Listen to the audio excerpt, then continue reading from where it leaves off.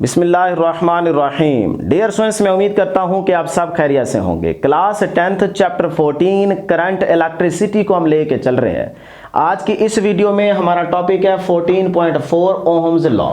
याद रहे ये टॉपिक इस चैप्टर का बोर्ड के पॉइंट ऑफ व्यू से इंपॉर्टेंट लॉन्ग क्वेश्चन है, तो आप सब इसको लॉन्ग के पॉइंट ऑफ व्यू से तैयार करेंगे, चाहे आपका कोई भी बोर्ड है।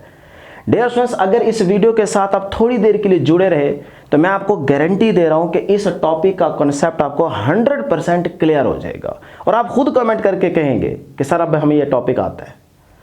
तो बस मेरी बातें गौर से सुनते जाए और समझते जाए और साथ साथ नोट करते जाए।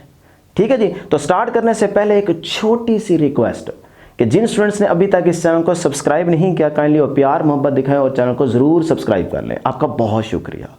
तो स्टार्ट करते हैं डियर स्टूडेंट्स। यहां पे ना क्वेश्चन ये पैदा होता है कि अगर एक वायर या कंडक्टर को एक सर्टेन पोटेंशियल के साथ कनेक्ट कर दिया जाए तो उस वायर में से कितना ज्यादा करंट फ्लो करेगा। तो इस क्वेश्चन का आंसर दिया था एक जर्मन साइंटिस्ट है, जॉर्ज साइमन ओहम। तो यही आपका पहला एक इंफॉर्मेशन बेस्ड एमसीक्यू बन जाएगा। मतलब एक वायर को एक पोटेंशियल के साथ कनेक्ट किया, सर्टेन पोटेंशियल, मतलब बैटरी के साथ जब एक वायर को कनेक्ट करेंगे तो उस कंडक्टर या वायर में से कितना ज्यादा करंट फ्लो करेगा। तो आई और वी के बिटवीन क्या रिलेशनशिप है, तो इसी ने बताया वी एंड आई के बिटवीन क्या रिलेशनशिप है। क्या कहा, गौर से सुनिएगा, स्टेटमेंट में देखिएगा। और यही स्टेटमेंट आपसे शॉर्ट क्वेश्चन में 2 नंबर के लिए अलग शॉर्ट क्वेश्चन में पूछी जा सकती है।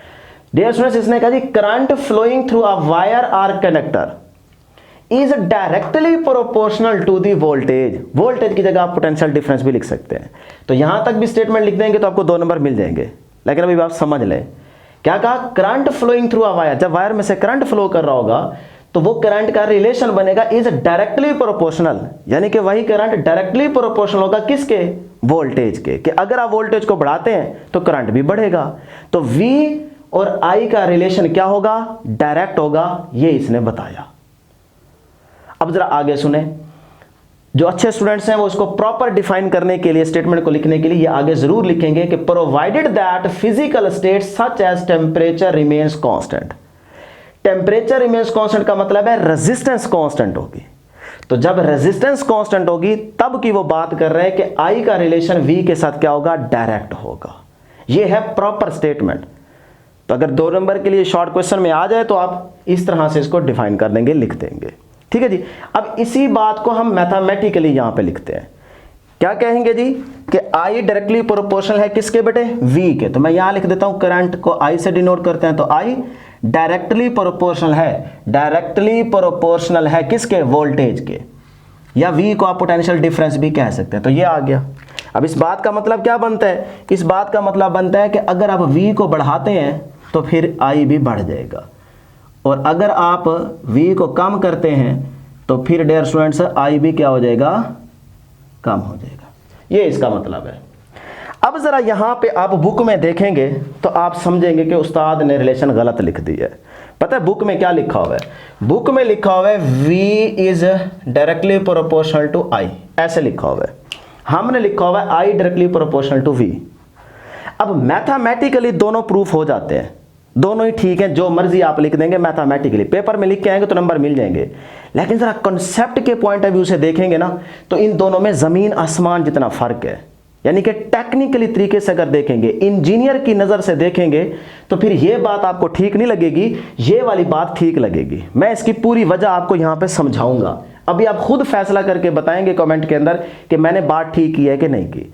अभी फिलहाल देखें, अगर आप ये भी लिखते हैं या ये लिखते हैं बुक के अकॉर्डिंग तब ठीक है, नंबर आपको मिल जाएंगे। लेकिन जरा चीजों को समझ लेते हैं, ठीक है, फिर आप खुद फैसला कीजिएगा।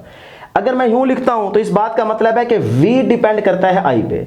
यूं लिखता हूं तो इसका मतलब है I डिपेंड करता है V पे। अब कौन सी बात ठीक है, एंड पे फैसला करेंगे। अभी दोनों तरीकों से देख लेते हैं कि रिजल्ट सेम आता है कि नहीं आता। इस प्रोपोर्शनलिटी को हटाएं तो एक कांस्टेंट यूज करते हैं R और इक्वालिटी का साइन यूज करेंगे और साथ में ये I एज इट इज आ जाएगा। तो ये बन गया V is equal to I R. ठीक है, V is equal to R या आई आर, R इसमें रेजिस्टेंस है, ये रिलेशन बन गया। यही चीज यहां से देखते हैं, इस प्रोपोर्शनलिटी को हम यहां से हटाकर इक्वालिटी का साइन यूज करेंगे और साथ में कांस्टेंट यूज करेंगे 1/r। ठीक है। अब 1/r भी तो एक कांस्टेंट है ना। तो अब डियर स्टूडेंट्स यहाँ पे देखें कि ये वाला जो r है ये v के नीचे क्या हो रहा है, डिवाइड। ये r दूसरी तरफ i के साथ जाके क्या हो जाएगा, मल्टीप्लाई। तो v एज इट इज अपनी जगह पे रहेगा। ये देखो v अकेला बच गया। ये जो r डिवाइड हो रहा था वो i के साथ जाके क्या हो गया, मल्टीप्लाई हो गया। तो v इज इक्वल टू क्या बन गया, IR बन गया। तो यहां पे भी देखें इस तरीके से v is equal to IR बनता है, और यहां पे भी देखें तो v is equal to IR बनता है। इसका मतलब मैथमेटिकली दोनों रिलेशन ठीक है, चाहे ये लिखें चाहे ये लिखें, प्रूफ हो जाता है। लेकिन टेक्निकल तरीके से देखें तो फिर ये बात ठीक नहीं है। कॉन्सेप्ट के लिहाज से, इंजीनियर की नज़र से ये बात ठीक है। अभी मैं ये साबित कर दूंगा आपको, यहाँ पे पूरी बात समझाऊंगा और आप खुद कहेंगे कि हाँ जी ये बात ठीक कर रहे हैं आप। ठीक है जी, अभी हम इसको एंड कर लेते हैं। अब यहां पे देखें इस रिलेशन में V वोल्टेज है, I करंट और R क्या है, रेजिस्टेंस है। अब डिफरेंस यहां से रेजिस्टेंस को डिफाइन करेंगे, क्योंकि ये जो रेजिस्टेंस की डेफिनेशन है ये आपके बोर्ड के पेपर में बहुत दफा पूछी गई। अगर आप पास्ट पेपर चेक करेंगे तो आपको नजर आ जाएगा। तो इसको भी आप यहां पे डिफाइन करेंगे। रेजिस्टेंस क्या है जी, opposition offered by a conductor to flow of current, कि कंडक्टर में जो करंट फ्लो कर रहा होगा उस करंट के आगे जो अपोजिशन ऑफर हो रही है, जो चीज रुकावट बन रही है, उसको क्या कहते हैं, रेजिस्टेंस कहते हैं। अब अगर एक कंडक्टर है, सपोज करो जी ये आपके पास क्या है डियर स्टूडेंट्स, एक कंडक्टर है। ठीक है, इस कंडक्टर में क्या होते हैं, फ्री इलेक्ट्रॉन्स होते हैं और एटम्स होते हैं। ऐसे ही होता है ना, ये एटम्स है आपके पास, ये मैं पीछे पढ़ा के आया हूं फर्स्ट टॉपिक के अंदर, ये एटम है और ये क्या है आपके पास, फ्री इलेक्ट्रॉन्स है। क्लियर है ये बात। अब डियर जब ये फ्री इलेक्ट्रॉन्स मूव कर रहे होंगे तो इनके आगे flow of charges is called current, तो ये चार्जेस फ्लो कर रहे होंगे तो इनके आगे कंडक्टर में रुकावट कौन बनेगा, एटम्स। एटम्स रुकावट बन रहे हैं। तो ये देखो अपोजिशन ऑफर्ड कौन करवा रहे हैं, एटम्स। ये आपको पता होना चाहिए। ठीक है, तो वायर या कंडक्टर में रुकावट क्या होती है जी, एटम्स। अब डेफिनेशन होगी, यहां से समझ आ गई। अब इसको मैथमेटिकली भी डिफाइन करते हैं। तो यहां पे देखिएगा, R को अपनी जगह पे रहने दें, ये I मल्टीप्लाई हो रहा है, V के नीचे हो गए डिवाइड हो जाएगा, V के नीचे जाके डिवाइड हो जाएगा। तो ये R आ गया जी, V के नीचे जाके हमारे पास I क्या हो जाएगा, डिवाइड। तो ये बन गया R is equal to V over I। ये हमारे पास रेजिस्टेंस का मैथमेटिकल फार्मूला आ गया। अब यहां से अगर हम इस R का यूनिट निकालना चाहूं तो देखो R का यूनिट क्या बनेगा जी, V है तो वोल्ट, डिवाइड बाय I है तो क्या बन जाएगा, एम्पेयर। अब ये वोल्ट पर एम्पेयर जो होता है डिस्टेंस याद रखिएगा, ये ओहम के इक्वल होता है। ये क्या होता है जी, ओहम के इक्वल होता है। देखें V वोल्ट, I एम्पेयर और R का क्या होता है, ओहम। तो वोल्ट पर एम्पेयर ओहम के इक्वल होगा। ओहम का जो सिंबल होता है इसको समटाइम आप इस सिंबल से भी डिनोट करते हैं, ये भी यूनिट है रेजिस्टेंस का। ठीक है जी। अब यहां से हम 1 ओहम को भी डिफाइन कर सकते हैं। देखो 1 ohm is equal to 1 volt divided by 1 ampere. तो वर्डिंग में कैसे इसको लिखेंगे, गर्मी बहुत है फिर भी आपको मेहनत से पढ़ा रहे हैं, बस आप ख्याल क्या करें कि चैनल को जरूर सब्सक्राइब करें, अपने दोस्तों के साथ शेयर क्या करें। If 1 volt of potential difference applied across the ends of the conductor, एक कंडक्टर के एंड्स पे जब आप 1 वोल्ट का पोटेंशियल डिफरेंस अप्लाई करते हैं तो फिर क्या होता है, 1 ampere of current passing through it, तो उस कंडक्टर में से 1 एम्पेयर का करंट पास करेगा। तो फिर इसका मतलब होगा then resistance of the conductor will be 1 ohm या इज 1 ओम। तो वहां पे जो अपोजिशन ऑफर हो रही होगी वो 1 ओम की होगी। ये है जी 1 ओम की डेफिनेशन। क्लियर। यहां तक डिस्टेंस आपका टॉपिक बुक के पॉइंट ऑफ व्यू से एंड हो जाता है, खत्म हो जाता है। अब अगर आता है पेपर में तो यहीं तक लिखेंगे, लेकिन अब मैं आपको वो चीज जरा समझा देता हूं कि टेक्निकली ये बात ठीक है और टेक्निकली ये बात ठीक क्यों नहीं है। डिस्टेंस यहां पे गौर कीजिएगा, इंशाल्लाह आपको मजा आएगा। ये एक पिस्टल है और यहां पे क्या है, बुलेट। अब जब आप इस पिस्टल से इस बुलेट को छोड़ेंगे, मतलब जब आप फायर करेंगे तो बुलेट पिस्टल से निकल के आगे जाएगी। अब सपोज करते हैं कि वो बुलेट जाके किसी एक बंदे को लग जाती है, तो बंदा क्या हो जाएगा, मर जाएगा, बंदे की डेथ हो जाती है। सपोज करो बंदे को लगी, बंदा मर गया, और बुलेट लगने से बंदा मर भी जाता है। तो अब जब वो बंदा मरेगा तो वो जो आसपास लोग देखते हैं या खड़े होते हैं वो क्या कहते हैं, यार गोली लगी है, बंदा मर गया है। यही कहते हैं ना, गोली लगी है, बंदा मर गया है। किसी से सुना है आज तक कि पिस्टल की वजह से बंदा मर गया है, पिस्तौल ने बंदा मार दिया है? कभी सुने? नहीं ना। जबकि हकीकत में गोली ने बंदा नहीं मारा, पिस्टल ने बंदा मारा है। अजीब लग रही है ना बात, जरा समझते हैं।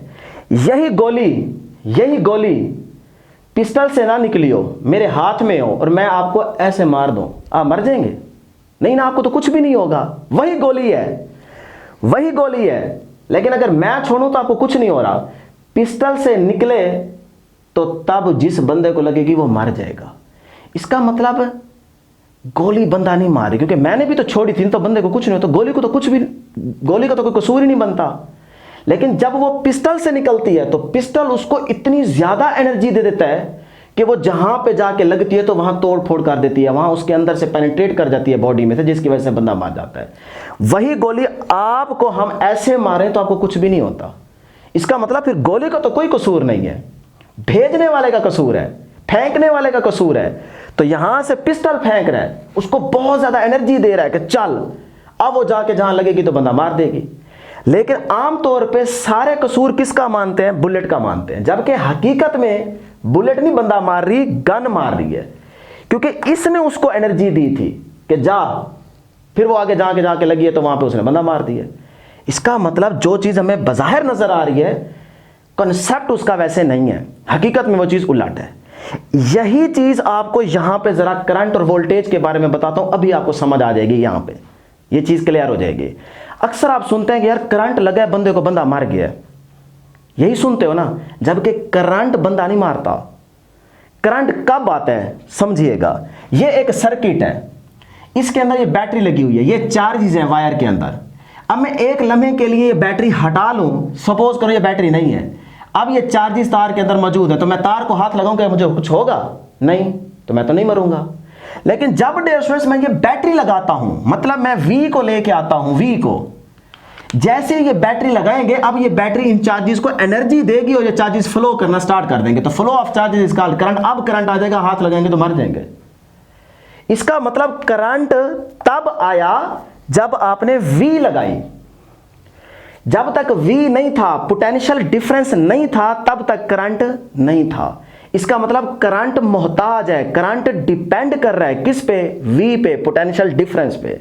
तो करंट के लिए क्या जरूरी है? Potential difference. पहले पोटेंशियल डिफरेंस क्रिएट करवाओगे फिर करंट आएगा। इसका मतलब करंट मोहताज है किसका? V का। तो फिर करंट डिपेंड कर रहा है किस पे? V पे। मतलब करंट डिपेंड कर रहा है V पे, V डिपेंड नहीं करता करंट पे, करंट डिपेंड करता है V पे। ये बात याद रख ले। इसका मतलब V क्या है? कॉज, वजह है, करंट की ये वजह बनी है ना, ये आएगी तो करंट आएगा ना। और करंट क्या है? खुद ये इफेक्ट है। ये क्या है? इफेक्ट है, इफेक्ट। इसका मतलब करंट डिपेंड करता है V पे। V मालिक है अपने आप में, ये किसी चीज का मोहताज नहीं है। करंट मोहताज है। करंट कहता है मैं वहां आऊंगा जहां मेरे लिए पहले बंदोबस्त करोगे V का। तो फिर करंट डिपेंड करता है। तो ये देखो, करंट डिपेंड करता है V पे। इस बात का मतलब बनता है करंट डिपेंड करता है V पे। इधर देखें तो V डिपेंड करता है I पे, करंट पे। तो ये बात टेक्निकली गलत है, ये बात टेक्निकली ठीक है। ये चीज आपको यहां से मैंने समझाई है, सही है। लेकिन हम यही कह रहे हैं करंट लगा बंदा मार गया ना, वी असल गड़बड़ कर रहा है, ठीक ना, करंट बेचारा मासूम है। तो ये था जी आपका टॉपिक 14.4। अब डियर स्टूडेंट्स हम आपको समझाते हैं नेक्स्ट 14.5, इसी के साथ जुड़ा हुआ टॉपिक है, तो यहीं पे क्लियर हो जाएगा। वी आई, ये वी है, ये आई है। वी आई की करैक्टरिस्टिक्स आपको बताते हैं of ohmic and non ohmic conductors, यानी कि ओहमिक डिवाइसेस कौन सी होती हैं और नॉन ओहमिक डिवाइसेस कौन सी होती हैं। ये आपसे 2 नंबर के लिए शॉर्ट क्वेश्चन में पूछा जा सकता है। तो पहले हम यहाँ पे ओहमिक डिवाइसेस कह लें या कंडक्टर्स कह लें, उसको डिफाइन करते हैं। तो वो कहता है जी those devices which is strictly obeys Ohm's law, यानी कि वो डिवाइसेस या वो मटेरियल या कंडक्टर्स जो 100% हर हाल में, स्ट्रिक्टली बोल रहा है कि बिल्कुल कन्फर्म है, 100% वो ओहम्स लॉ को ओबे करें। ओहम्स लॉ का मतलब क्या है कि I directly proportional to V, मतलब जितना V बढ़े उतना ही I बढ़ेगा, दोनों का रिलेशन क्या रहेगा? डायरेक्ट। तो जो डिवाइसेस इस रूल को फॉलो कर रही होंगी, मतलब I डायरेक्टली प्रोपोर्शनल V को, वो सारी डिवाइसेस किस में जाएंगी? वो ओहमिक में जाएंगी। तो उन्हें आप नाम देंगे ओहमिक डिवाइसेस का या ओहमिक कंडक्टर्स का, जो ओहम लॉ को ओबे करेंगे। और ओहम लॉ क्या है? ओहम लॉ ये वाली इक्वेशन है, ये वाली, याद रखिएगा बच्चे। इसको कहते हैं कि ये ओहम लॉ की इक्वेशन है, नहीं, ये ओहम लॉ की इक्वेशन नहीं है, ये रेजिस्टेंस की है। ये वाली चीज है ना, ये वाली, सिर्फ ये वाली, ये ओहम लॉ की इक्वेशन है। तो जो डिवाइसेस इस कंडीशन को सेटिस्फाई करेंगी वो सारे की सारी आपके पास ओहमिक डिवाइसेस होंगी। क्लियर? तो फिर इसके अंदर पॉइंट्स क्या याद रखेंगे कि ओहम लॉ को जो डिवाइसेस सेटिस्फाई करती हैं, फॉलो करती हैं, ओबे करती हैं, उनमें नंबर 1 पॉइंट ये होगा कि आई डायरेक्टली प्रोपोर्शनल होगा V के, और उनका R क्या होगा, रेजिस्टेंस कांस्टेंट। और तीसरी चीज याद रखेंगे, VI का जो ग्राफ बनेगा वो स्ट्रेट लाइन बनेगा। तो ओहमिक डिवाइसेस का आपसे एमसीक्यू पूछा जाएगा कि भाई ग्राफ कैसा बनता है, तो आप स्ट्रेट लाइन की ऑप्शन को सिलेक्ट करेंगे। ये आपका एक इंपॉर्टेंट एमसीक्यू और बन गया। अब ग्राफ भी अलग से पूछ सकता है, तो फिर ग्राफ कैसे बनेगा? ग्राफ बनेगा V और I के बिटवीन स्ट्रेट लाइन, और वो इनक्लाइंड स्ट्रेट लाइन होगा, ये होगा ग्राफ। अब इसमें डिफरेंस अगर आप बुक में देखेंगे तो बुक में आपको पता है क्या नजर आएगा? इधर लिखा हुआ नजर आएगा V और इधर लिखा हुआ नजर आएगा I। तो मैंने लिखा हुआ इधर I और इधर V, तो फिर कह रहा हूं ग्राफिकली ये गलत नहीं है, बस आपको समझ होनी चाहिए। तो यहां पे भी देखो V और I का रिलेशन क्या है, डायरेक्ट, तो इसलिए इनक्लाइंड स्ट्रेट लाइन ग्राफ बनेगा जो कि आपके पास ओहमिक डिवाइसेस का होगा। तो यहां पे R क्या है, R यहां पे कांस्टेंट है, और I का जो रिलेशन है वो क्या है, I के V के साथ डायरेक्ट है। ये है जी ओहमिक डिवाइसेस के लिए ग्राफ, ये आपको याद रखना है। अगर यहाँ पे आप V लिख देंगे और यहाँ I लिख देंगे तब भी यही ग्राफ रहेगा। क्लियर जी? बुक में यहाँ V है, यहाँ I है, तो एक ही बात है। थोड़ा सा आगे गड़बड़ होगी, वो देख लेते हैं। अब लास्ट पॉइंट होगा कि ओहमिक डिवाइसेस में एग्जांपल क्या लेंगे। तो एग्जांपल में आपके मेंशन करेंगे जी मेटल्स। अब जब मेटल्स आप मेंशन करते हैं ना, तो यहाँ पे अच्छे बच्चे सवाल करते हैं, कहते हैं सर कोई भी मेटल हो तो उसकी 100% रेजिस्टेंस जो होती है वो जीरो नहीं होती, कुछ ना कुछ होती है। कोई ऐसा मटेरियल है ही नहीं जिसकी 100% रेजिस्टेंस जीरो हो। तो फिर याद रखिएगा, बिल्कुल आप ठीक कह रहे हैं, मतलब कांस्टेंट हो, फिक्स हो। तो याद रखिएगा जो कॉपर और सिल्वर के हम एग्जांपल लेते हैं, इनकी बाकियों की निस्बत रेजिस्टेंस क्या होती है, ना होने के बराबर। तो इसीलिए हम ज्यादातर इस्तेमाल करते हैं कॉपर और सिल्वर को। तो ये आप एग्जांपल में मेंशन कर देंगे, ठीक है जी। अब चलते हैं जी नॉन ओहमिक। तो नॉन ओहमिक को कैसे डिफाइन करेंगे? सिर्फ डज नॉट लगा देंगे, मतलब मटेरियल या डिवाइसेस विच या दैट लगा सकते हैं, मटेरियल या devices that does not obey ohm's law. वो सारे डिवाइसेस जो ओहम लॉ को ओबे नहीं करती, मतलब I डायरेक्टली प्रोपोर्शनल है V, इस रिलेशन को सेटिस्फाई नहीं करती। अगर I जितने % बढ़ रहा है उतने % V नहीं बढ़ रहा, या जितने % V बढ़ रहा है उतने % I नहीं बढ़ रहा, बढ़ जरूर रहा है लेकिन उतने % नहीं बढ़ रहा, तो ये आपके पास नॉन ओहमिक में चला जाएगा, क्योंकि ये डायरेक्ट रिलेशन नहीं बन पा रहा। तो जो ओहम लॉ को सेटिस्फाई डिवाइस नहीं करेगी वो नॉन ओहमिक में जाएगी। अब इसमें आपके पास जो एग्जांपल आती है वो आती है फिलामेंट लैंप की, और दूसरे नंबर पर आपकी बुक में मेंशन किया गया थर्मिस्टर की। तो अब आपसे पूछा जाएगा कि नॉन ओहमिक का ग्राफ कैसे बनता है। तो ग्राफ किसी भी तरह का बना सकते हैं। आप बुक में देखेंगे तो यहाँ पे V है, यहाँ पे I है। पहले आपको मैं यहाँ पे I और यहाँ पे V लेके समझा देता हूँ, फिर वो आपकी बुक वाला भी समझा देता हूँ। तो देखो जी, अगर यहाँ पे I है और यहाँ पे V है, तो मैं ग्राफ ऐसे बना देता हूँ नॉन ओहमिक का, ये ऐसे, यानी कि एक्चुअल ग्राफ ये है मेरे पास। अब ये ग्राफ क्या बता रहा है? ये ग्राफ बता रहा है कि यहां तक तो V और I का रिलेशन डायरेक्ट था, लेकिन यहां के बाद अगर हम गौर करें तो आपके पास कर्व आ रही है, इसका मतलब रिलेशन डायरेक्ट अब नहीं है। तो ये चीज किस में चली जाएगी? नॉन ओहमिक में चली जाएगी, क्योंकि ओम लॉ को ये ओबे ही नहीं कर रही। तो इसका मतलब ये ग्राफ ये बता रहा है कि अब रेजिस्टेंस क्या थी, बढ़ रही थी, यानी कि जब आपने टेम्परेचर को बढ़ाया, हीट दी, जैसे जैसे टेम्परेचर बढ़ाते जाएंगे तो इस केस में रेजिस्टेंस बढ़ती जा रही है। रेजिस्टेंस बढ़ती जा रही है, एक वक्त है कि रेजिस्टेंस जब बढ़ी तो करंट क्या होता जाएगा? कम, क्योंकि रेजिस्टेंस के बढ़ने से करंट कम होता है।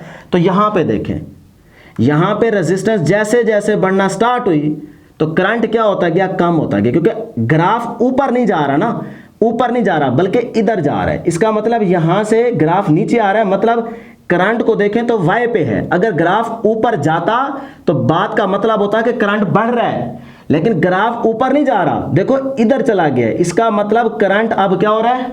कम। तो रेजिस्टेंस के बढ़ने से करंट कम नहीं होता, रेजिस्टेंस के बढ़ने से प्रोडक्ट में रिलेशन है ना, प्रोडक्ट में रिलेशन इनवर्स होता है। तो रेजिस्टेंस के बढ़ने से करंट कम हो जाएगा। तो ये ग्राफ बन जाएगा जब I इधर होगा, V इधर होगा। अगर यही आप फिलामेंट लैंप का ग्राफ बुक में देखेंगे तो वो यहां पे लेते हैं V और यहां पे लेते हैं I। अब देखो फिर ग्राफ कैसे बनेगा? फिर ग्राफ ये बनेगा, ये ऐसे कर लेते हैं, ठीक है। अब देखो कि I के साथ V पहले बढ़ रहा था, लेकिन ये वाला वो पॉइंट आया है जहां पे देखें आपने कि रेजिस्टेंस तो बढ़ रही है, रेजिस्टेंस टेम्परेचर के बढ़ने से रेजिस्टेंस बढ़ रही है, लेकिन अब करंट कम हो जाएगा। क्यों डियर स्टूडेंट्स? देखो ग्राफ ऊपर जा रहा है और ऊपर अब हमने क्या लिया हुआ है V, इसका मतलब V बढ़ रहा है, तो करंट क्या हो रहा है? करंट इधर है, इधर X पे, तो इधर तो ग्राफ जा ही नहीं रहा, इसका मतलब करंट क्या हो रहा है? कम। तो फिर इस तरह अगर V यहां लिया जाए, I यहां लिया जाए, तो फिर ग्राफ ये बनता है। तो ये भी आपके पास नॉन ओहमिक का ग्राफ है, और वो जो पहले समझाया है वो भी नॉन ओहमिक का ग्राफ है। ठीक है, बस स्ट्रेट लाइन नहीं होगा तो वो सारे नॉन ओहमिक में जाएंगे, ये रट्टा मार लें आप। अब आ जाते हैं थर्मिस्टर के केस में। जब आप टेम्परेचर इंक्रीज कर रहे होंगे, टेम्परेचर आप इंक्रीज कर रहे होंगे, बस आखिरी बात है, तो रेजिस्टेंस क्या हो रही? कम हो रही होगी। ये भी होता है, दोनों पॉसिबिलिटीज हैं, कुछ केसेस में स्पेशल आपको बताएंगे, लेकिन फिलहाल यहाँ पे ये याद रख लें। या आप ये भी कह सकते हैं कि अगर मैं टेम्परेचर को कम कर रहा हूँ तो रेजिस्टेंस कम हो जाएगी, ये भी आप कह सकते हैं, लेकिन वो केस भी ठीक है, वो एक अलग चीज़ है, बड़ी क्लासेस में आपको पढ़ाई जाती है, इसीलिए हम यहाँ पे मेंशन नहीं करते। लेकिन अगर रेजिस्टेंस कम हो रही है तो फिर डियर स्टूडेंट्स करंट बढ़ना चाहिए। तो फिर ग्राफ कैसे बनेगा? पहले इसके मुताबिक देख लेते हैं, तो इसी का उलट कर दें जी, ये ग्राफ बनेगा। अब देखो रेजिस्टेंस कम हो रही है, जब रेजिस्टेंस कम होगी, जब रेजिस्टेंस कम होगी तो करंट बढ़ना चाहिए ना, तो ग्राफ किधर जा रहा है? ऊपर जा रहा है, तो करंट भी हमारा ऊपर ही तो है, तो बात साबित होगी ना कि रेजिस्टेंस कम होगी तो करंट बढ़ेगा। रेजिस्टेंस इस केस में जब कम होगी तो ये देखें ग्राफ ऊपर जा रहा है, ऊपर जाने का मतलब I ऊपर है, ठीक है, तो I बढ़ रहा है, ये साबित हो जाएगा। लेकिन अगर बुक के अकॉर्डिंग यहां आप लेते हैं V और यहां आप लेते हैं I, तो फिर क्या होगा? मैं इसको इस कलर से लिख देता हूं ताकि आप कंफ्यूज ना हो। तो फिर ये ग्राफ कैसे बनेगा? फिर ये डियर स्टूडेंट्स ग्राफ बनेगा जी, करंट को बढ़ाना है ना, तो ये ऐसे बनेगा। ये देखें अब करंट X पे है तो ग्राफ भी X की तरफ जा रहा है, इसका मतलब करंट बढ़ रहा है, तो रेजिस्टेंस कम हुई करंट बढ़ जाएगा। तो अगर आप यहाँ पे V लेते हैं, यहाँ पे I लेते हैं, तो ग्राफ ये वाला बनाएंगे। अगर आप यहाँ पे I लेते हैं और यहाँ पे V लेते हैं तो फिर ग्राफ ये वाला बना लें, ठीक है, जैसे मर्जी कर लेंगे, सारे ग्राफ आपके पास नॉन ओहमिक के हैं। लो जी, ये थी हमारे पास आज के इस टॉपिक की डिस्कशन। उम्मीद करते हैं कि आपको ज़रूर समझ आई होगी, हर एक चीज़, हर एक पॉइंट आपको क्लियर करवा दी है, ठीक है। तो यहाँ तक इसको अच्छे तरीके से तैयार कीजिएगा। इंशाल्लाह नेक्स्ट वीडियो में जल्द मुलाकात होगी। अल्लाह हाफिज़।